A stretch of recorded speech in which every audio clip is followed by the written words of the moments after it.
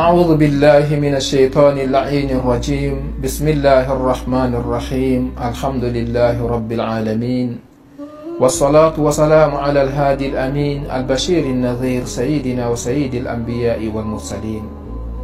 Honorable téléspectateurs, assalamu alaikum wa rahmatullahi ta'ala wa barakatuh. Je vous souhaite la bienvenue à l'islam véridique. Nous sommes là aujourd'hui pour parler concernant le martyre de l'imam Ali ibn Abi Talib alayhi salam. Avant tout d'abord, nous remercions Dieu le Tout-Puissant de nous avoir accordé la vie et de nous donner la chance afin de se retrouver sur ce plateau pour parler concernant les élus de Dieu. Notre islam, c'est une religion qui nous appelle vers la perfection. Pour se perfectionner dans la vie bas monde ici, pour avoir l'autre vie bas monde, ou bien l'autre vie de l'au-delà, il faut suivre les élus de Dieu dans la vie bas monde ici. La perfection a ses lois, a ses règles et a ses méthodes. On ne peut pas suivre n'importe qui pour arriver chez Dieu. Pour que Dieu soit satisfait de nous, il faut que nous suivions ses élus. Donc parmi ces élus de cette communauté, c'est l'imam Ali alayhi salam, le successeur légitime du prophète Muhammad sallallahu alayhi wa sallam. Mais avant d'entamer le sujet concernant son martyr, nous devons connaître qui est Ali ibn Abi Talib alayhi salam. C'est pour cela notre introduction va porter sur Man huwa l'imam Ali alayhi salam. Qui est l'imam Ali alayhi salam? Imam Ali alayhi salam, c'est le seul être avant et après qui a été né au beau milieu de la Kaaba, au beau milieu de la maison de Dieu, le lieu sacré pour tout le monde. L'imam Ali alayhi salam a vu jour dans cette maison bénie. Cela n'est pas au hasard. Rien n'est fait au hasard. Il y a un objectif de cela. Dieu le Tout-Puissant, tout ce qu'il arrive à faire, il y a un objectif. Pourquoi la naissance de ce grand homme au beau milieu de sa maison sacrée? Donc alors, l'imam Ali alayhi salam, c'est l'être qui a ouvert ses yeux dans la vie bas monde ici, lorsqu'il était au beau milieu de la Kaaba. Et il est né à partir de deux grandes personnalités.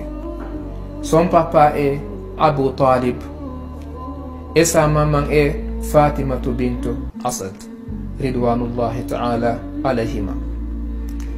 Pour nous comprendre qui est l'imam Ali alayhi salam, on peut dire que l'imam Ali alayhi salam, c'est le fils de l'oncle du prophète Muhammad sallallahu alayhi wa sallam. Autrement dit, huwa ibn ammi nabi sallallahu alayhi wa sallam. Il est le successeur légitime du prophète sallallahu alayhi wa sallam, et il est le mari de Fatima Zahra, celle qui est la maîtresse des femmes de l'univers. Donc l'imam Ali, ce n'est pas n'importe qui. Donc l'imam Ali alayhi salam, il est le papa encore des chefs des gens du paradis, c'est-à-dire il est le père de l'imam Hassan et de l'imam Hussein. Et n'oubliez pas que l'imam Ali, le prophète sallallahu alayhi wa sallam, avait dit que Al-Hassan wa Hussein Sayyida Shababi Ahlul Jannah. Hassan et Hussein, ce sont eux qui sont les chefs des gens du paradis. Donc toute personne qui ira au paradis, il va rester sous l'autorisation, sous la responsabilité de l'imam Hassan et de l'imam Hussein. C'est le prophète lui-même qui a dit. Donc l'imam Ali alayhi salam, il est le papa des deux chefs des gens du paradis. Pourquoi parler de ces choses-là? C'est pour comprendre qui est l'imam Ali alayhi salam. Parce que si tu ne connais pas quelqu'un, tu ne vas pas lui respecter comme il faut. Imam Ali alayhi salam, concernant la foi, concernant la religion, il est incomparable. Pourquoi?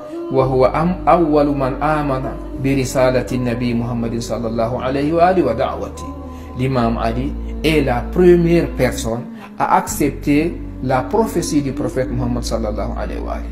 C'est lui qui a été la première personne à écouter le message de Dieu.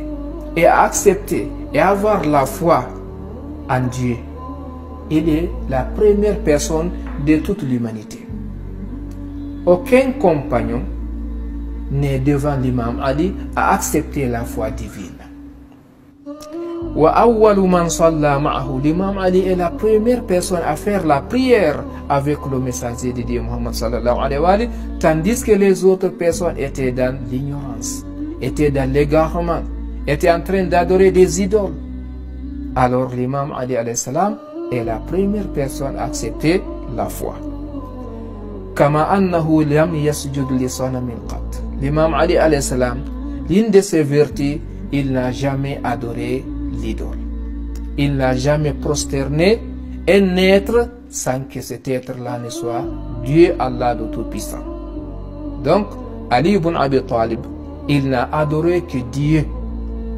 Il n'a adoré que Allah. Pendant un moment là où les gens n'adoraient que des idoles. Alors c'est lui qui a suivi le prophète Muhammad sallallahu alayhi wa sallam pendant toute sa vie. Pendant toute la vie d'Ali ibn Abi Talib, il était toujours avec le messager de Dieu Muhammad sallallahu alayhi wa sallam, à l'exception d'une seule partie. Lorsque le messager de Dieu est allé à Ghazwat Tabouk, c'est en ce moment seulement que l'imam Ali alayhi salam est resté à Médine pour contrôler la situation qui était sur place. Parce que les hypocrites étaient bien organisés. Ils avaient voulu assassiner le messager de Dieu dans ce voyage-là et prendre le pouvoir à Médine. Lorsque le prophète sallallahu alayhi wa sallam a su cela, parce qu'il était toujours en contact avec Dieu, le prophète a dit: Ali, pour le moment, il faut que tu restes ici. Si ce n'est pas toi, personne ne peut gérer la situation. Donc, c'était ce voyage-là, ce voyage unique que le messager de Dieu est allé sans être accompagné par l'imam Ali alayhi salam. Donc, l'imam Ali pendant toute sa vie, à partir de sa naissance, lorsqu'il a abandonné l'allaitement, le messager de Dieu l'avait pris. Il lui a éduqué. Pourquoi? Parce que c'est le successeur. Il ne devait pas être éduqué par un autre être. Il faut qu'il soit éduqué par l'homme le plus parfait. Et c'était le messager de Dieu Muhammad sallallahu alayhi wa sallam. Donc l'homme de la perfection a éduqué son successeur pour être parfait, pour arriver à la perfection, pour guider et pour éduquer les croyants, pour éduquer les musulmans après le messager Muhammad sallallahu alayhi wa sallam.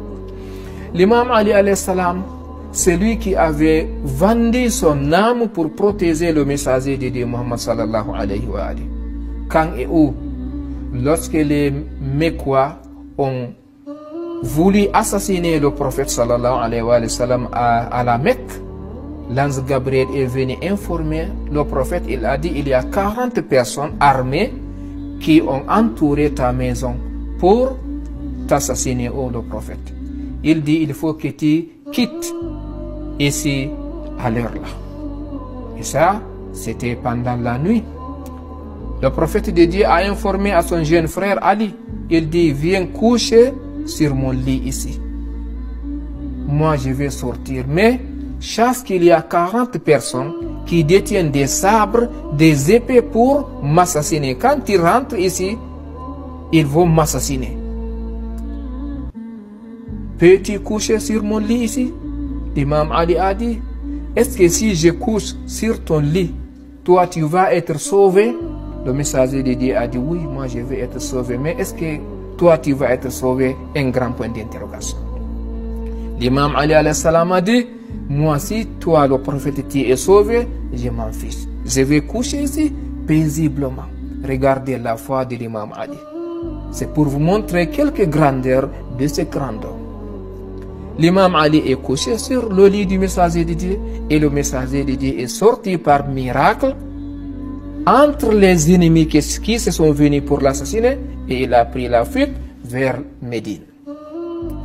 À l'aurore, les ennemis qui ont entouré la maison ont ouvert la porte, ils ont pénétré à la maison pour assassiner le messager de Dieu, et ils sont venus au lit là où le messager de Dieu dormait, c'était Ali alayhi salam qui était couché. Dès qu'ils sont venus se lever la couverture, ils ont trouvé l'imam Ali en train de dormir paisiblement. C'est comme s'il était dans une sécurité parfaite.